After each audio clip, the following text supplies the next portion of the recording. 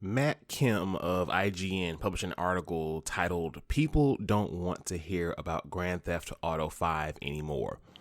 And I couldn't agree more. The latest GTA 5 and GTA Online remastered trailer was released on the PlayStation Showcase, and on YouTube it had 15,000 likes and 32,000 dislikes. A similar dislike to like ratio appears on the same trailer across different channels, including Rockstar's own YouTube channel. And though fans have been happy to celebrate GTA 5's success in the past year or so, the community has shifted focus toward a possible sequel, GTA 6. One fan even went so far as to crash a German game show to ask Rockstar on live TV where GTA 6 might be. Unfortunately, Rockstar hasn't said much about a potential Grand Theft Auto 6. Rumors have suggested a sequel that will not arrive until 2024 at the earliest, and Rockstar itself has undergone several changes after co-founder Dan Houser left the company earlier this year. If you think about it, the initial launch of this game was on the 17th of September in 2013.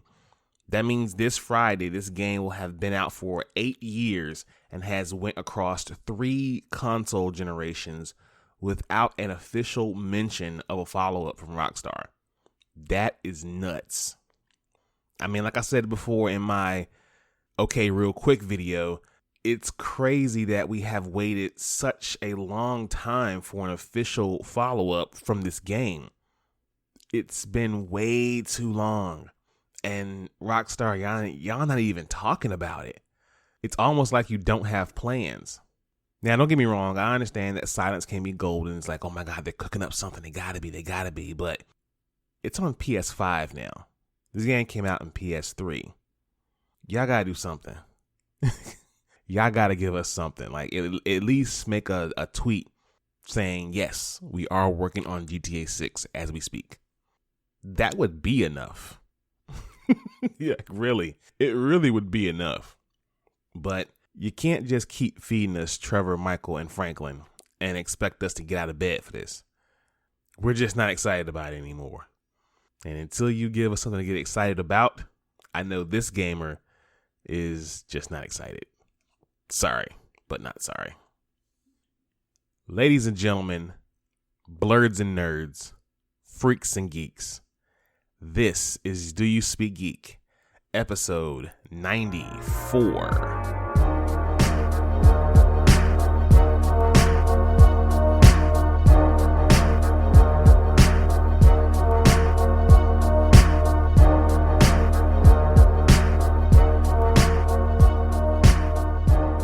What's up, folks? Welcome to DYSG. This is the podcast that gives you all the news and reviews of everything going on in the geek realm. I am your host, Nix.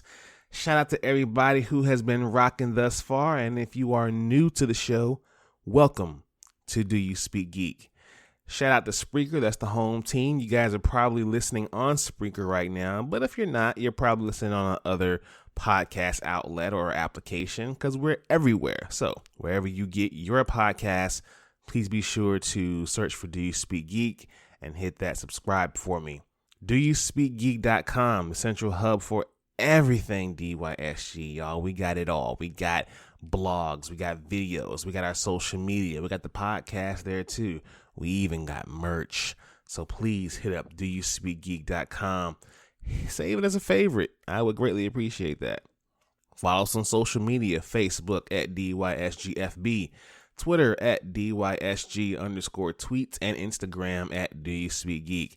Y'all, this weekend we wrapped up 2 amazing DYSG live interviews. The first was with Beautiful Diz. Girl is a gem. I definitely looking forward to talking to her again one day. And the other was with the legendary Bar Fox of Cosplay Your Way. Please go check both of those interviews out. Some of my best work, I will say. So hit up our Instagram and check those out. And give us a follow while you're there. YouTube is the only place where you can find the Dono and Daddy Show. Please be sure to subscribe, like, Hulk, smash that bell for all notifications, and leave comments. We want to know what you guys think. All right, people. This is episode 94. Y'all know what we do about this time. Let's speak geek. Suit up. I wanna be the very best. Talk nerdy to me.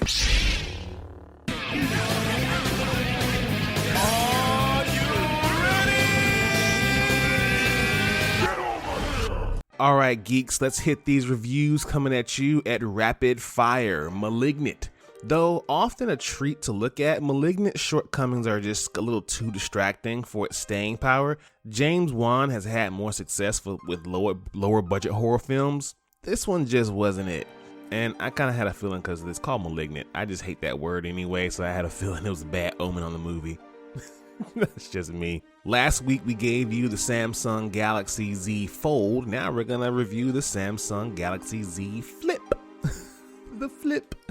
A good smartphone that pushes its way into greatness by offering a fairly unique experience, though its foldability, which provides some beneficial utility and excellent pocketability. So, good smartphone if you ever look for one that's kind of small, compartmentalized, fits easy in small spaces. Yeah, good smartphone to choose from. Tales of Arise. Oh my god. Yo, this game here, man. Yo, beautiful. A beautifully realized world with a story that isn't afraid to tackle heavy subjects, and it knows when to take its foot off the gas for a little bit. Characters feel real, relatable in fantastical situations, fresh, fun combat system, combined with plenty of quality of life improvements, ironing out some of the series' long-standing frustrations. It's an easy recommendation for fans of action RPGs. Please play this one. Please, it's so dope. The Last Duel. A grueling watch and certainly not for the faint of hearts. It rewards you with social commentary that's relevant today, as in 14th century France. Alongside stellar performances from Jodie Comer, Matt Damon, and Adam Driver, this movie offers several bloody, brutal battle scenes and a fierce finale duel that's up there with Ridley Scott's finest fight scenes. So check that one out. Big Rumble Boxing Creed Champions. Easy to pick up and play, and it's very easy to pick up on. But even if you're a diehard Rocky and Creed fan, it just simply doesn't have the modes or the content or even the atmosphere to really hold you in for the game. It's like you'll play it and then you'll kind of be done with it. Queen Pin, starring Kristen Bell and Kirby Howell-Baptiste. Wonderful chemistry, however the script is something to be desired. Make your own decision there. Halloween Kills delivers deliciously gory kills and a nod to John Carpenter's original classic. Still feels like half a movie. That could be intentional because you could be getting another one. Who knows? And finally, we have the Y the Last Man premiere. Strong elements, but its initial 3 episodes kind of weighed around in a type of apocalyptic despair that now feels kind of trite when it comes to TV shows and movies. But shows usually do have slow starts. We'll see how it goes from there. Let's hop into my favorite portion of the show. Y'all know the vibes. Source Wall. Man, you come right out of a comic book. Behold the Source Wall. Can you read, my son? Well, that depends.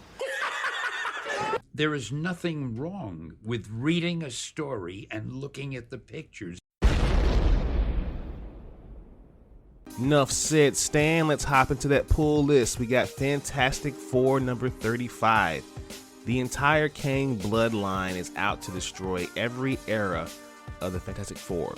How can Reed, Sue, Ben, and Johnny hope to survive simultaneous attacks across their lifetimes by Ramatut, the Scarlet Centurion, Kang the Conqueror, and Kang's final descendant, the Sinister Scion?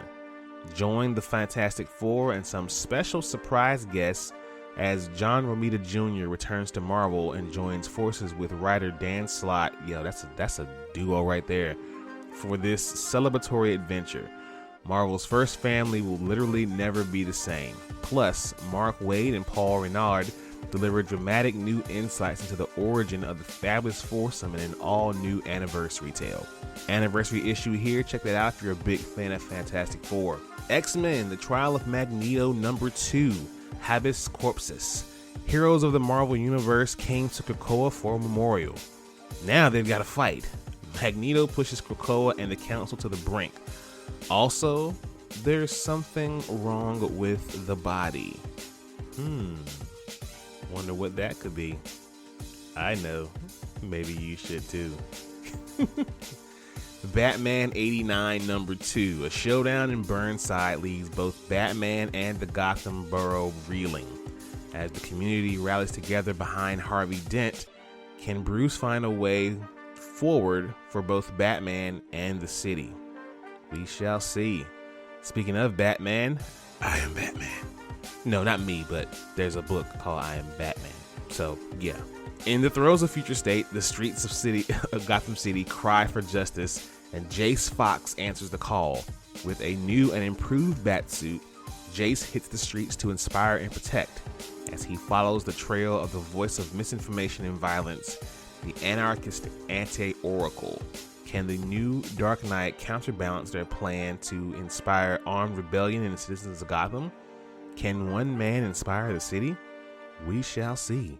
And finally, we have Titans United. The Titans face their greatest challenge, their own powers. Nightwing, Donna Troy, Superboy, Starfire, Raven, Beast Boy, and Red Hood kick off a thrilling new case that will lead one of their own to question not only their place on the team, but their very existence. Those are your Source Wall picks, people. Please be sure to pick those up at your local comic book store this week. Let's hop into Watch This. Watch this, y'all. Thunder! Thunder! Thunder! Lannister always pays his debts. Whoa, dude. I am the villain of the story. All right, you couch potatoes and you binge watchers out there. Venom, Let There Be Carnage release date unexpectedly moved forward. Now, as it just got its 5th release date, but the movie has now been moved up 2 weeks and will now release in theaters on October 1st. It was originally slated for October 15th, Sony has now moved it up 2 weeks. That likely comes down to Shang-Chi and the Legend of the Ten Rings' huge success over the Labor Day weekend, which has likely eased fears about the box office performance of comic movies amid the pandemic. So, smart move on Sony's part, kind of seeing what Shang-Chi was going to do in the theaters. Shang-Chi did very, very well, so hey, why not move it up and let's check this out next month? Absolutely down for that. Can't wait to see Carnage on the big screen. Ugh, cannot wait. WWE's The New Day must escape The Undertaker in Netflix's interactive Halloween special. Escape the Undertaker is an interactive Halloween special starring WWE's The New Day, and it's coming to Netflix on October 5th. According to Netflix, viewers will get to decide the fate of New Day's Big E, Xavier Woods, and Kofi Kingston as they attempt to survive the wrath of The Undertaker and his mansion, which has been transformed into an extremely haunted house, packed to the brim with supernatural challenges to usher in the spooky season. This special promises to deliver some treats or tricks, or should we say beats, just in time for Halloween. Netflix releases some first look images of Escape the Undertaker, which continues the streaming service's ongoing partnership with the WWE. That's cool. Can't wait to check that one out. I wish they'd just put some more of that effort into their main product, but that's just me. And finally, people, oh my God, The Matrix Resurrections full trailer. After 18 long years, it's time to go back to The Matrix. The beloved sci-fi franchise is back for a 4th installment this winter. For Matrix Resurrections, fans have been anxiously waiting for the trailer, and it is now here. When the viral website launched earlier this week, Warner Bros. Announced the full trailer. It will be coming on that Thursday morning. And with promises, it certainly kept its highly anticipated trailer, and it's here. It's lovely. Keanu Reeves returns to The Matrix as the franchise's hero Neo, reprising his role from the last 3 films. Carrie-Anne Moss also returns for the 4th installment to reprise her role as Trinity. The all-star cast also includes Yahya Abdul-Mateen II. Yes, he is indeed Morpheus. Neil Patrick Harris, Jonathan Groff, Jessica Henwick, Christina Ricci, Priyanka Chopra Jonas, Ellen Hallman, Lambert Wilson, and Jada Pinkett Smith. Lana Wachowski returns to direct Resurrections from a script she co-wrote with David Mitchell and Alexander Herman. While Resurrections certainly looks to be as action-packed as its predecessors, Reeves himself hinted that the new film in the Matrix franchise is just as much a love story as anything else. Hopefully that's not too much on top of the sci-fi and the fighting. That's just me personally. I don't want the the full tone to be love story, you know, I'll watch a rom-com for that. You know what I mean? When it comes to the Matrix, I want to see stuff that's gonna blow my mind. I want to see sci-fi. I want to see tech, and I want to see fighting. But that's just me. What did you guys think of the trailer? Please let me know. Let's jump into some life. Peace, love, and video games! It's on like Donkey Kong.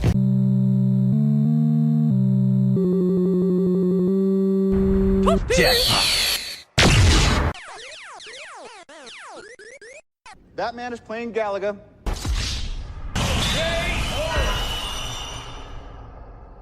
Alright gamers, Thumb Life news. There really is nothing else to talk about. Even if something did come out this week, there's nothing else to talk about except that PlayStation showcase. Let's run down some of the announcements.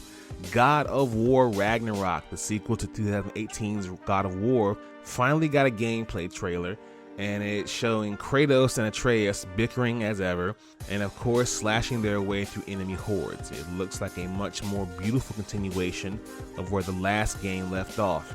It also gave us a look at Thor and Freya, the game's main antagonists. Mjolnir made an appearance as well as enemies teleporting via the Bifrost. Looks pretty dope, y'all, I gotta admit. And if we got the God of War going up against Thor, I am in. Let's go. In a surprising reveal, Insomniac has announced Spider-Man 2, continuing the story of Peter Parker and Miles Morales in its video game Spider-Verse, coming exclusively to PlayStation 5 in 2023. Venom was teased at least one of the big bads you'll face in a trailer, also showing Peter and Miles taking down criminals together. Insomniac's Ryan Schneider goes on to say that much of the original development team is returning for the sequel, including creator-director Brian Inthero and game director Ryan Smith. He also confirmed that Yuri Lowenthal and Naja Jeter will reprise their roles as Peter and Miles respectively, and that Tony Todd, the God, will voice Venom. Now, a lot of you like me, after you hearing the God Tony Todd speaking in the voice of Venom, kind of forgot all those words being said before. Now, I don't know who the voice actor was before that, but I do believe, listening to the context of what that guy was saying, I do think we're also going to get Kraven the Hunter in this game. I have a other wish list of things I'd love to see in this game, but I think me and Donna will do what things we want to see in Spider-Man 2. Would you guys love to see that? Huh? Me and Donna kind of saying what we want in this game. Yeah, I think you want that. We'll give you that. Now, if that wasn't enough, Insomniac Games also revealed a Wolverine game. A Wolverine game, simply titled Marvel's Wolverine. It was done via a very brief teaser in which we see Wolverine in a cowboy hat sitting at a bar as a large man advances him from behind with a knife. As the man gets closer, claws pop, and revealing the identity that it is Wolverine sitting there. I have so many reasons to want to play this game. I mean, Wolverine's my guy anyway. Like, if you ask me who my favorite Marvel character is, I'm going to tell you it's Wolverine. This game is going to slap. I already know it. Insomniac, I completely trust you. Star Wars Knights of the Old Republic is going to be remade for modern consoles. It will also be coming to PS5 as a console exclusive at launch alongside a PC release, with other consoles possibly to be revealed at a later date. It's also been confirmed for PC. Aspyr will once again be handling the development of the new remaster, rebuilding the game from the ground up, following on from their previous efforts with Republic Commando and Jedi Outcast. The trailer was shown during the showcase, and it showed Darth Raven igniting his lightsaber with an ominous voiceover. I can't wait. Oh man, this is gonna be so good. I can't wait. It's so good. Okay, I'm calm down. I'll calm. I'm good. Project Eve received a new gameplay trailer that showed a ton of hack and slash action that looked gorgeous in motion. It takes place in the near future, and to win back Earth, the player becomes Eve, the survivor of the paratrooper squad deployed from the colony, who must fight through powerful enemies and new comrades. Sounds dope. Should check it out. The showcase also gave us our best look at Tiny Tina's Wonderland gameplay, alongside revealing a release date of March 25th of 2022.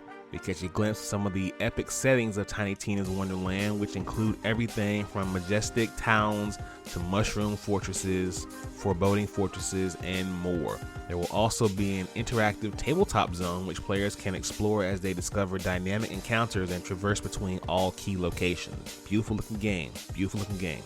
The new Forspoken trailer introduces us to lead character Frey as she enters the gorgeous but dangerous world of Athea. According to a PlayStation blog post, Freya is a directionless, gritty yet street-smart young woman who has persevered despite her rough upbringing in New York City, and her life hasn't really gotten any easier now that she's about to turn 21. Things take a turn for the unexpected when she's magically transported to Athea, a land where fantasies and nightmares are suddenly very real. As Frey, who's voiced by Charlie's Angels star Ella Balinskaya, players will harness magical abilities to defeat monsters across the land, in addition to contending with Tantanas, the destructive and twisted, all-powerful matriarchs who have dominion over Athea. This game looks dope, y'all. I can't lie. This is definitely gonna be one I'm gonna get my hands on when I get a PS5.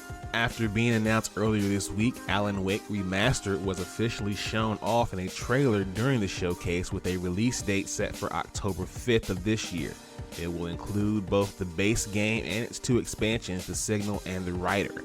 While revealed during a PlayStation show, it was previously confirmed that Alan Wake Remastered will come to PS5, PS4, Xbox Series XS, Xbox One, and PC through the Epic Games Store. And finally, Uncharted 4 and Uncharted Lost Legacy are being remastered with the PS5 version in the works with Naughty Dog. It's titled Uncharted: The Legacy of Thieves Collection. Looks amazing, just as it did on PS4 when it came out. Both games are pretty epic, 2 of my absolute favorites. So if you haven't played those before and you have a PS5, that would be a good opportunity to hop on those to see them in their complete, most beautifulness. Naughty Dog, if you're listening, please bring back the Uncharted series. Please bring it back. Just give me one more. Just give me one more Nathan Drake adventure and I'll be okay. Just one more. Let's speak technical for a moment. Technically speaking, your technological advancements. 1.21 gigawatts! Have you tried turning it off and on again? Now, technically speaking, Apple finally announced its California streaming event for September 14th. Announced for the 14th September, it's going to be at 10 a.m. PT, 1 p.m. ET. While Apple has not said it will be shown off at the event, there's a high probability that the event will unveil the iPhone 13. Leaks and analysts suggest the upcoming 13 series will start out at $699 with 4 available models. Rumored features for the iPhone 13 include a bigger battery, a camera bump, a smaller notch, and a thicker design compared to the iPhone 12. The 13 series is also expected to come pre-installed with iOS 15, Apple's next major iPhone update, which introduces a slew of new features, such as SharePlay feature in FaceTime, allowing you to listen or watch content with others. Rumors also suggest that this year's iPhone lineup will include a 120Hz refresh display, but only on the iPhone 13 Pro models. Along with the new iPhones, it's possible Apple may unveil a new model refresh for its MacBook lineup. Last year, Apple released the first MacBook Air and Pro laptops with its powered M1 chip. Other products Apple reportedly include and working on are AR/VR hybrid devices, which may require an iPhone or another product made by the tech giant to function fully. Some of those features are pretty dope. I definitely like the fact that you can do the SharePlay. I think me and my nieces are gonna get a kick out of that. My son, we're gonna watch TV together. That'll be pretty cool. But we'll see what the event happens. It's gonna be this week, so guys, check it out and let me know what you think about that. Now, in other news, Disney announces D23 Expo ticket sales dates. Now, it's announced that the D23 Expo will have tickets go on sale in 2022. On Twitter, the company has let fans know when they could start queuing up for their chance to see all the latest developments from the parks and content side. It's been 2 years since things got rolling in Anaheim, and people will have to wait until next year to actually be present. Tickets go on sale on January 20th, 2022. I would love to be at that event. I mean, D23 always drops some major stuff, and last year they really OD'd. The Marvel panel alone, I would love to be there to witness that. So yeah, if you guys have the opportunity to get these tickets, please get them. Well, people, that is the pod. I am your host, Nix, and I'm gonna get out of here. Thank you all for listening. Please be sure to listen to this podcast, subscribe to this podcast. Let your boy know what you think about this podcast. Visit the website, doyouspeakgeek.com. Follow us on social media, Facebook, Twitter, and Instagram. Check out the YouTube channel, like and subscribe there as well. As always, people, live to play to win to live. I speak geek. Do you speak geek?